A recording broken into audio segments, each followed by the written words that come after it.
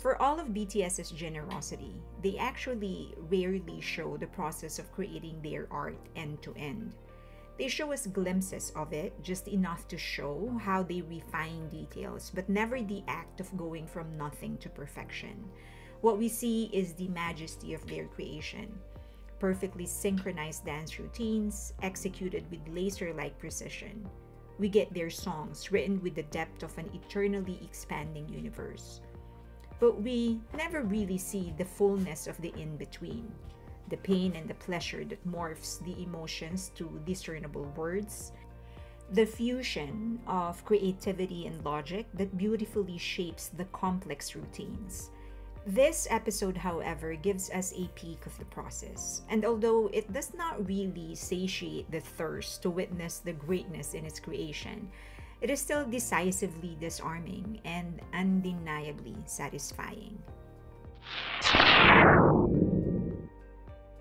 Beyond the Star, Episode 5, this is one of the most subdued of all the episodes in any of the documentaries they have ever released. Interestingly enough, it's heavy on performances, so there's some sort of irony in there. Okay, let's get to it. If you end up liking this video at the end of it, please give it a like, give it a thumbs up. Of course, subscribe and hit that notification button so that you know when there's a new video getting published, and share the video if you can. Okay, let's get to it. Grandmasters of Coordination. If there is one thing they prove beyond a shadow of a doubt in their solo ventures, is that each BTS member does not in fact need each other to have a successful career. They are perfectly capable to create masterpieces and compete on a global scale, commercially, but more importantly, creatively among the best of them. This knowledge makes watching this part even more surprising, insightful, and awe-inspiring.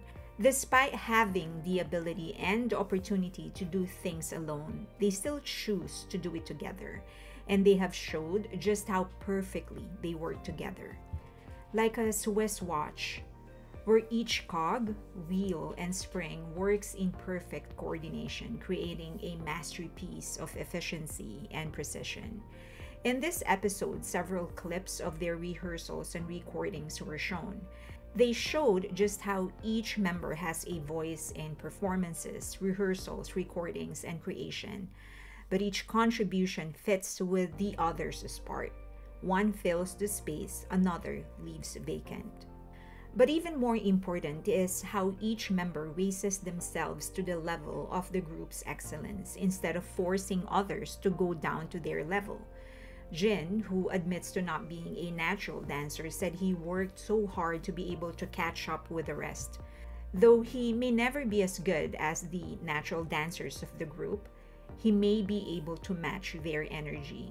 And as a result, this is what they have given armies.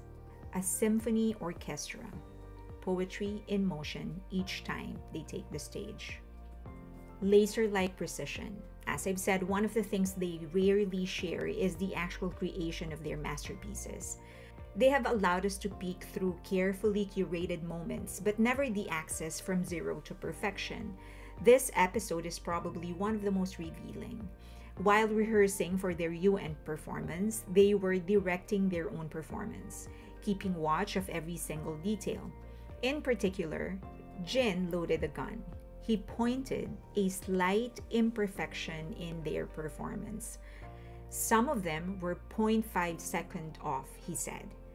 You can see the Maknae line seemingly holding their breath for the Youngs to let it go. J-Hope did the exact opposite. He cocked the gun when he stated he isn't satisfied. And it was Suga who finally fired the shot, calling for one more take. Jungkook laughed in surrender, and V sighed as he started moving in place. And this is how they work. Precise, coordinated, and with a common commitment to excellence. A concert isn't just about the artist. When I'm watching the series with some of my friends, and when this part came on, they were so shocked that they actually had to pause and really discuss this, because as you know, in the West, an art is really centered on the artist, right? It's about their story, it's their creation, it's about them. And everybody else that's consuming or hearing or watching it, they're just there as an observer. But when they heard this first, they were sort of disarmed about the entire concept, because the knee-jerk reaction is that, isn't that selling out when you sort of share the limelight with your audience? Isn't that selling out? But because of the background that they have about BTS, and because they've seen other documentaries and the first 4 episodes, it kind of started clicking to them more. They realized, and this actually came from them, they said that the art that BTS and ARMYs are creating, it's beyond music. It isn't just about the music, it isn't just about the concert, it's an actual culture and experience that BTS is actually co-creating with ARMYs. And that's actually the reason the bond between ARMYs and BTS is so strong. Because there isn't a sense of, this is me, this is my music, this is our band, this is our career. For BTS, it's anything that they do, they have to take into consideration ARMYs. So although the music might be their call, it might be their experience, it might be their melody and their voices and their words, beyond that, everything that is built on that or around that is co-created by ARMYs. And I thought that understanding actually is very, very beautiful, because it kind of fully encapsulates, not fully, but in great depth, it encapsulates the bond and the relationship of BTS and ARMYs. Biggest balls in the industry. I witnessed BTS's expansion, both in repertoire and stage design. It's like witnessing a legend unfold before your eyes. By their Speak Yourself tour, they were practically recreating fantasy lands on stage. It was fitting a group in their stature has to always go bigger, exceed expectations. So when I walked in the Permission to Dance semi-residency and saw practically nothing on stage, there was absolutely no doubt in my mind this is not just confidence in their ability to murder a concert with nothing but their talent, but also a proof that they are offering. A proof that they do not need a spectacle, glimmer, and shiny objects to take people's breath away. All they need is their music and their skill. From beginning to end, it was nothing but 7 men's music, performance, and heart on that stage. And boy, did they murder those rhymes.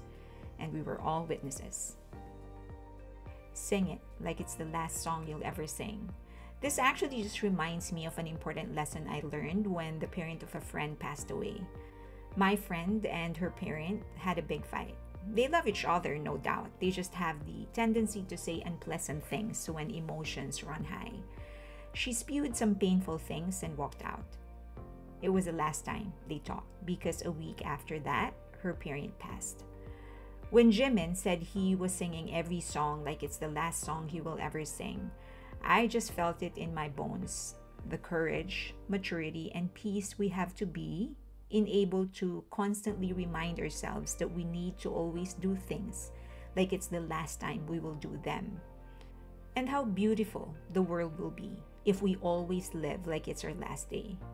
Talk to the people you love like it's the last time you will ever talk to them. Perform a task like it's the last time you will ever do it. Give it your best, and you will make a mark. Sing that song like it's the last time you'll ever sing. I thought of quitting.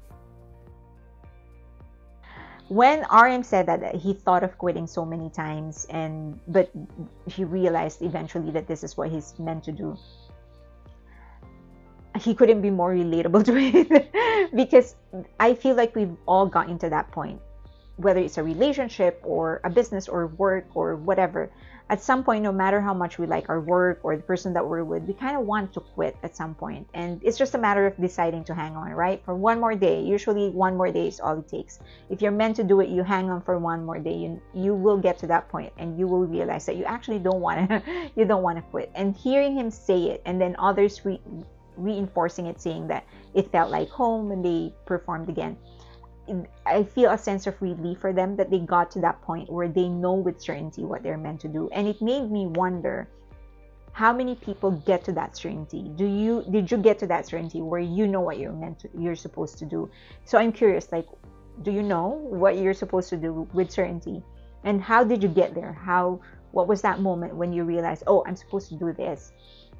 And so yeah, it's a relief, it's a blessing, but also it's a burden when you know that this is what you're meant to do and you can't quit because you're supposed to do it. So yeah, I'm just curious, have you ever gotten to that point in your life when you know for certain this is what you're meant to do? How did you get there, and what is it? Commanding the ship. COVID was disarming to many. Overnight, the majority of the world changed, forced to transform in shapes absolutely unbearable to some. BTS as a group has always led their own caravan, until COVID, that is. This episode shows what seems to be their way of taking back the command over their own ship. They had a perfectly laid out plan back in 2019. Go on a tour, launch their solo careers while each enlisting one by one. It would have been the perfect ending for their chapter 1, but COVID had other plans. But BTS wasn't willing to go gently on that good night. They were going to have their proper goodbye in chapter 1. And if that meant delaying Jin's enlistment, doing 2 semi-residencies, and shortening what was supposed to be their chapter 1's last trilogy, then so be it. They jumped at every opportunity, from AMA to Grammy, SoFi to Allegiant, Seoul to Busan. It didn't matter. They took every vacant spot. No one was going to get in the way of writing the closing of their chapter in the way they wanted. AMA Artist of the Year and Presidential Envoys. BTS is actually only the 3rd pop act to perform at the UN after Beyonce and Shakira. They are also only the 3rd Asian born and bred acts to become UN ambassadors and speakers. BTS is also the 1st Asian born and bred act and 2nd Asian act overall to win AMA Artist of the Year award. And while all of this are impressive, the real significance of these 2 achievements actually doesn't lie in its exclusivity, but in its substance. Just like when they filled stadiums after stadiums all over the world, topped the Billboard chart, BTS made the world realize that the often maligned Asian pop genre and industry aren't just hook-filled juvenile songs, spectacular stage designs, and cute boys and girls. They made the world see that Asian music has substance important on a global scale. And it is the kind of music that moves people into action. They inadvertently transformed the image of K-pop fandoms too, from mass-buying devotees to individuals with their own convictions who take actions on important causes.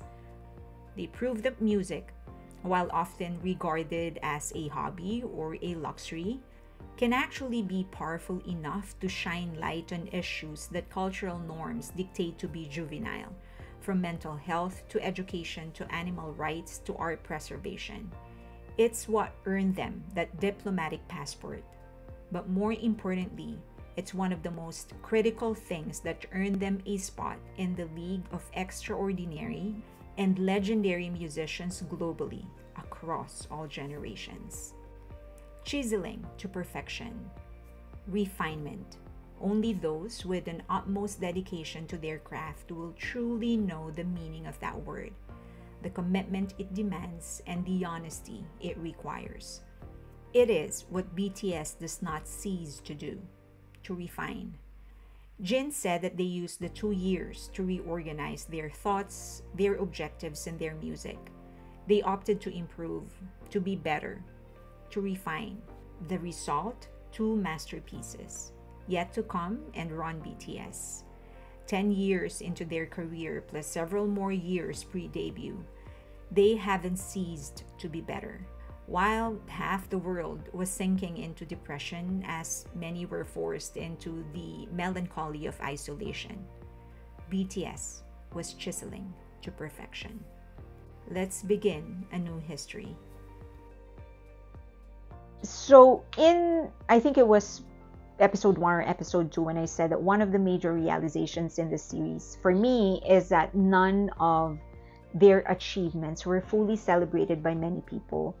because it's always a question of can they go higher every time that they achieve something. So if when they got into Billboard Hot 100, the question was, can they get into the top 50? They got to the top 50 and the question was, can they get to the top 10? They got to the top 10 and the question was, can they get to top 1? Instead of celebrating, oh, they got into Billboard Hot 100, it was always like, what's next? Can they go higher? But when in this episode, when they said, let's begin a new history, like after all of these things, it was them realizing this is a beginning, a new beginning. There was a sense of release and relief because this is them making a decision with all the wisdoms that they've had, the wisdom that they've formed through all the experiences that they've went through. So they're fully committing to it. Not that their past was not their decision, it is, but it was influenced by so many circumstances. So for example, when they were offered a 6-month hiatus by Bang Shiok, it was their decision not to do it because they felt they didn't want to risk losing the momentum that they have set. And it could have been a different decision had they not pressured themselves into not losing that momentum. But this time, they have all of those experiences. They have all of those victories and losses and the hardships. And now they're fully committing into this new intention of creating and making a new beginning. So it was a relief to hear it that way, knowing that this is them fully committing to it. This is them knowing the consequences, fully understanding the consequences of their actions and making a choice to do it. It was a relief to hear that, and it was a relief to see them say it.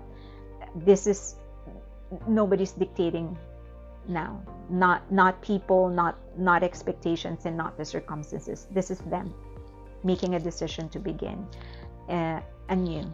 And I can't wait, because this time their beginning has with it all the experiences, the pains and the victories and all the in-betweens. So this is going to be epic. So far it has been epic. So I can't wait for 2025. Okay, that's for episode 5. We're going to episode 6 next time, but I would love to hear your thoughts. Let me know what you think. If there's anything that I missed, let me know in the comment section. Again, you can always say what you want to say, just make sure that you are respectful. You can get in touch with me in any of the social media links that you see on your screen right now. And of course, if you ended up liking the video, please give it a thumbs up and subscribe. Hit that notification button so that you know when there's a new video getting published. And share the video if you can. Thank you so much. I'm reading all of your comments. I will get to them as soon as I can, but I am reading all of them. Thank you.